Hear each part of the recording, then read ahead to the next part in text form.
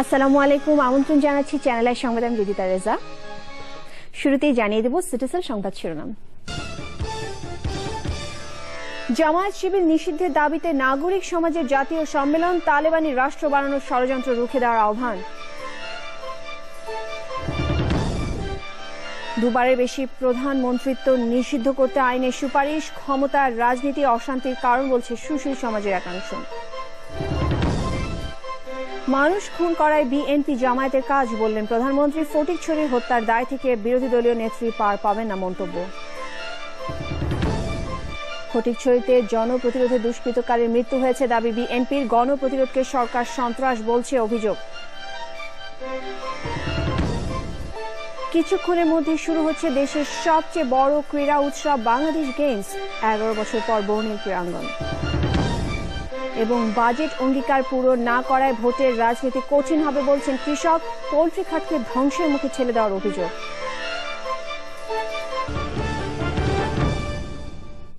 এছাড়াও Exim bank বিশেষ সংবাদে থাকছে।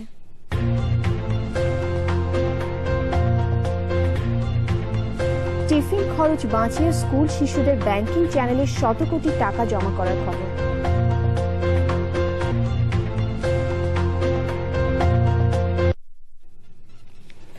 দেশের বরেণ্য নাগরিকরা জঙ্গি সংগঠন হিসেবে জামায়াত শিবির নিষিদ্ধ এবং তাদের আর্থিক উৎস বন্ধের দাবি জানিয়েছেন। রাজধানীতে নাগরিক সমাজের ব্যানারে জাতীয় সম্মেলনের ঘোষণায় হেফাজতের 13 দফারও সমালোচনা করা হয়। তালেবানি রাষ্ট্র প্রতিষ্ঠার ষড়যন্ত্র রুখে দেওয়ার আহ্বান জানানো হয় সম্মেলনের ঘোষণায়। Sharia Hossain Riya report. জাতীয় সংগীতের পর শুক্রবার রাতে প্রয়াত জেনারেল আমিন আহমদ চৌধুরীর প্রতি শ্রদ্ধা জানিয়ে শুরু হয় বাংলাদেশ রুখে দাঁড়াও স্লোগানে নাগরিক সমাজের জাতীয় সম্মেলন।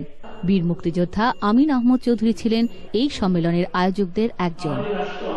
গণজাগরণ মঞ্চের পক্ষ থেকে সম্মেলনে সংহতি জানিয়ে নাগরিক সমাজকে অতীতের মতোই তরুণদের পাশে থাকার আহ্বান জানান ইমরান এইচ সরকার।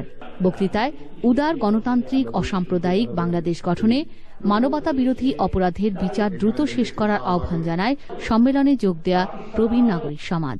যত বাধা আসুক সেই বাধা আমরা অতিক্রম করব এবং তার জন্য প্রয়োজনে অতীতে যেমন মূল্য দিয়েছি এখন আমরা তেমনি মূল্য দেব।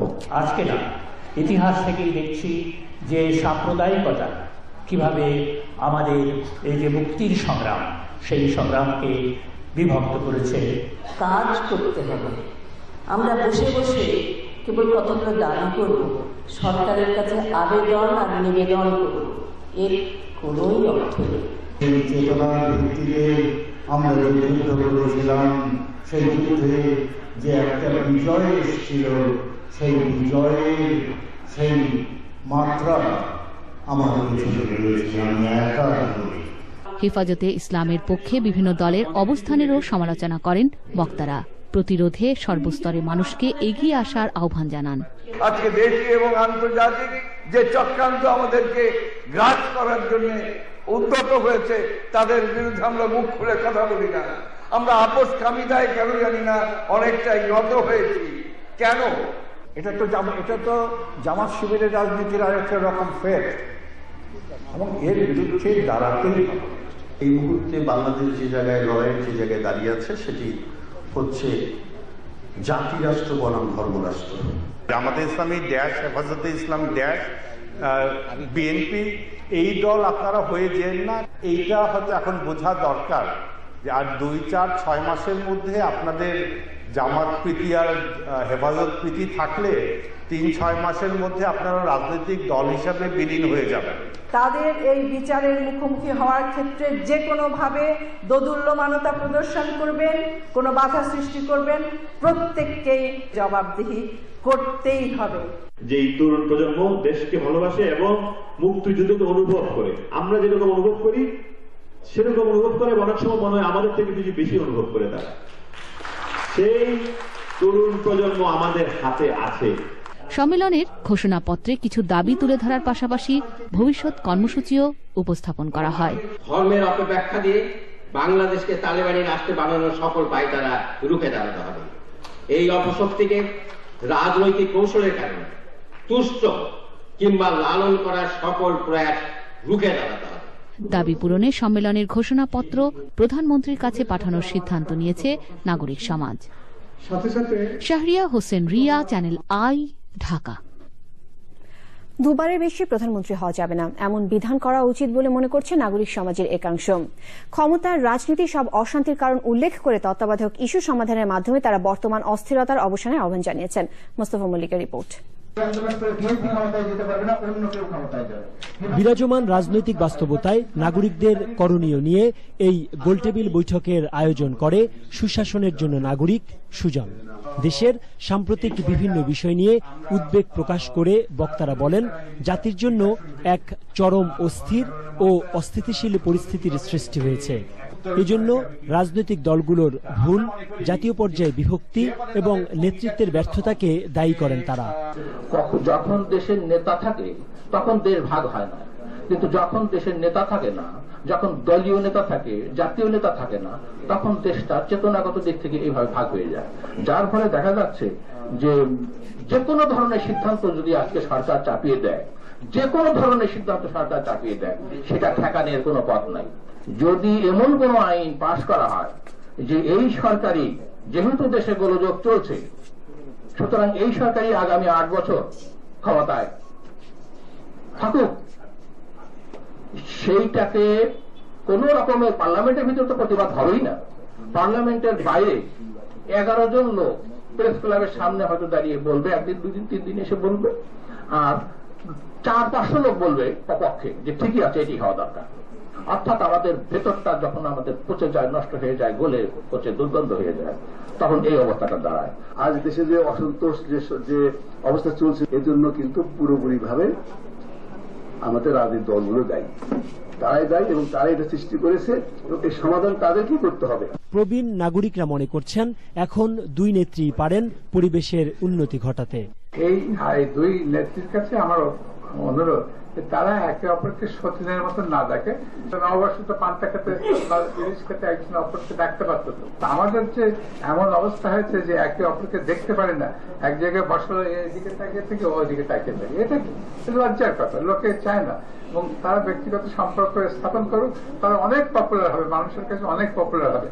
প্রধান দুই দল যদি ক্ষমতার রাজনীতি থেকে বেরিয়ে আসতে না পারে, তাহলে মানুষ একদিন তাদের প্রতি অনাস্থা জানাবে বলে সতর্ক করে দিয়েছে নাগরিক সমাজ। Mostafa Mallik, channel I, Dhaka.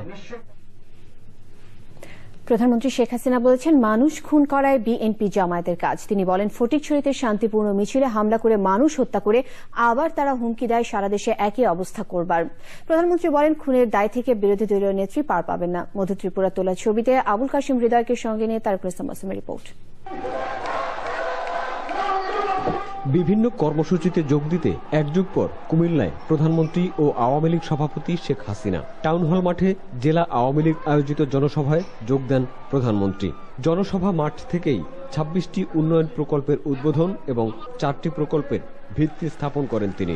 স্থানীয় এবং জাতীয় নেতারা বক্তৃতায় জামায়াত শিবির এবং বিএনপির নৈরাজ্য মোকাবেলায় দেশবাসীকে ঐক্যবদ্ধ হওয়ার আহ্বান জানান। প্রধানমন্ত্রী তাঁর বক্তৃতায় 4.5 বছরে সরকারের উন্নয়ন কার্যক্রম তুলে ধরেন। শিক্ষা, স্বাস্থ্য, কর্মসংস্থান, অর্থনৈতিক উন্নতির বিষয় উঠে আসে প্রধানমন্ত্রীর বক্তৃতায়। যুদ্ধাপরাধীদের বাঁচাতে বিএনপি এবং জামায়াতের সহিংসতার কথা তুলে ধরেন প্রধানমন্ত্রী।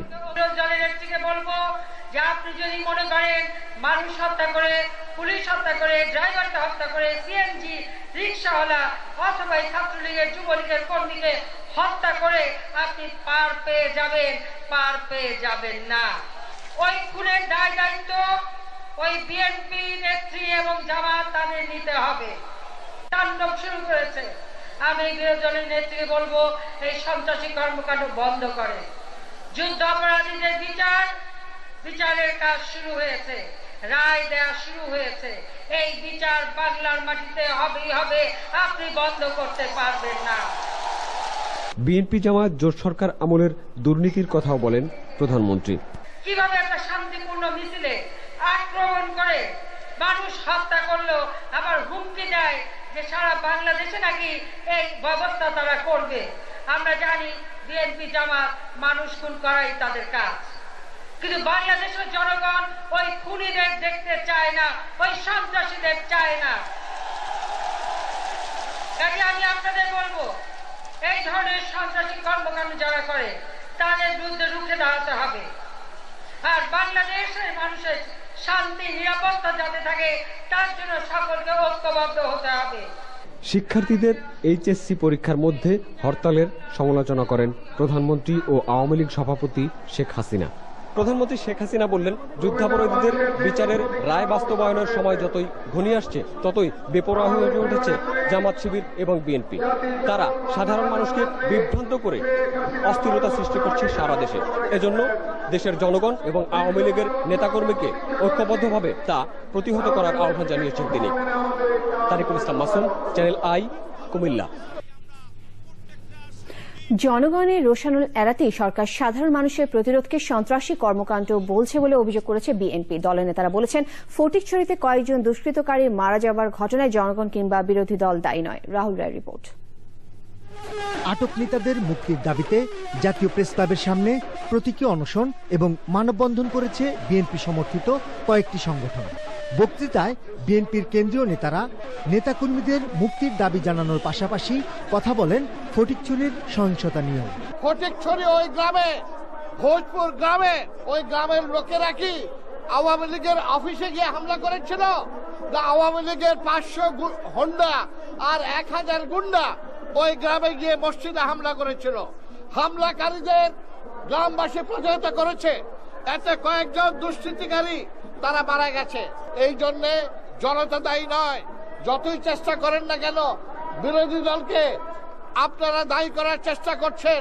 স্থায়ী কমিটির আরেক সদস্য ডক্টর খন্দকার মোশাররফ হোসেন বলেন, সরকার ভীত হয়েই ফটিকছড়ির ঘটনায় বিরোধী দলকে দায়ী করছে। আজকে আপনাদের প্রতি ভীত শব্দ, মানুষ আজকে এই সরকারের উপরে বিক্ষুব্ধ, মানুষ আজকে প্রতিরোধ করে তোলার জন্য আজকে বিভিন্ন এলাকায় জেগে উঠেছে।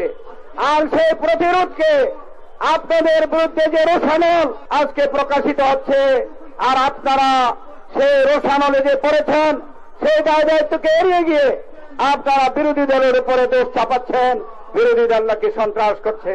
নয়াপল্টনের দলীয় কার্যালয়ে সংবাদ সম্মেলনে বিএনপি অভিযোগ করেছে, মেহেরপুর জেলার বিএনপি নেতা শমশের মালিথাকে আওয়ামী সন্ত্রাসীরাই বোমা মেরে হত্যা করেছে। Rahul Roy, Channel I, Dhaka. কুমিল্লা শ্রীকাইলে গ্যাস ফিল্ডে খনন এবং আন্তঃসংযোগ পাইপলাইন উদ্বোধন করে প্রধানমন্ত্রী শেখ হাসিনা বলেছেন, তিনি মানুষের স্বার্থে সম্পদ রক্ষার জন্য কাজ করেন। ক্ষমতায় যাওয়ার জন্য কখনোই তিনি দেশের স্বার্থ বিক্রি করেননি। মধু ত্রিপুরা তোলা ছবিতে আবুল কাশিম হৃদয়কে সঙ্গে নিয়ে তারিকুল ইসলাম মাসুমের আরো একটি রিপোর্ট। 12 বছর পর প্রধানমন্ত্রী শেখ হাসিনা কুমিল্লায়। সকালে কুমিল্লার মুরাদনগরের শ্রীকাইল নতুন গ্যাসকূপ খনন এবং আন্তঃসংযোগের মাধ্যমে গ্যাস সঞ্চালন কার্যক্রমের উদ্বোধন করেন। এরপর তিনি শ্রীকাইলে এক পথসভায় বক্তৃতা করেন।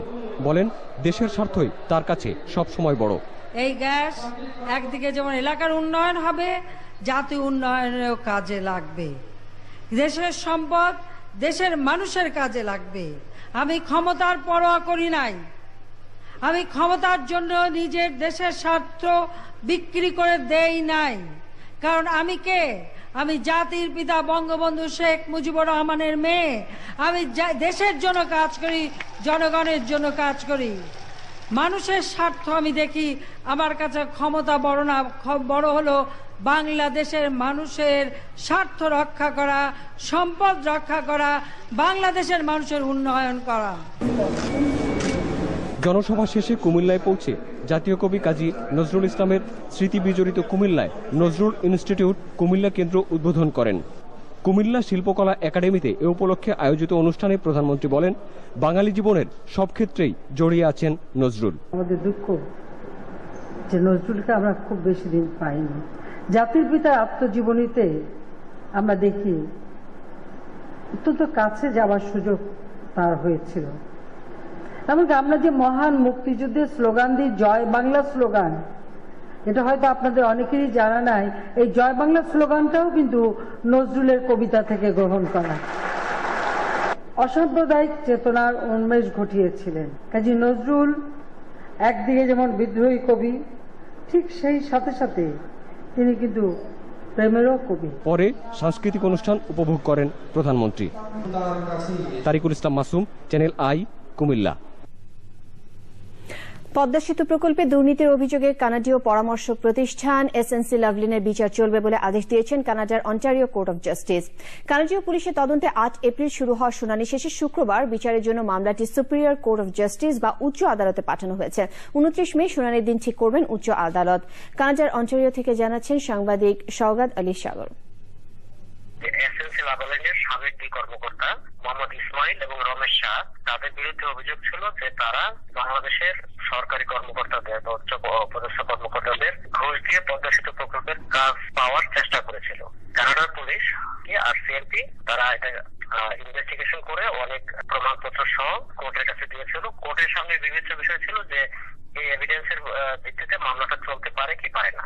তো 8 এপ্রিল থেকে এই পর্যন্ত মামলা শুনানি হওয়ার রায়টা হলো আর কি, যে মামলা ট্রায়ালে যাবে, মানে বিচার চলবে। এটা এখন এটা পাঠানো হয়েছে সুপিরিয়র কোর্ট অফ জাস্টিস, মানে উচ্চ আদালত আর কি।